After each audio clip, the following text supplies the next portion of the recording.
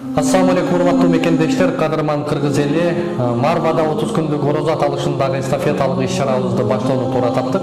12 айдын султаны ыйыгы болгон Рамазан айына сыналуу күндөр калды. Дал ушул Рамазан айында көптөгөн жараткан ыраазы боло турган иштерге аракет кылып, баарыбыз ушул ыйык Рамазанды тутууга бел байлайлы.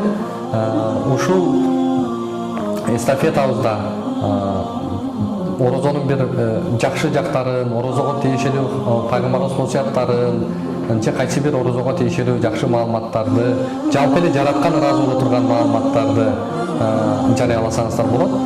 Бул видеону мен кимдерге узаткандыгым тууралуу астына маалымат калтырылат жана шарттары ошол видеонун астына жазылат.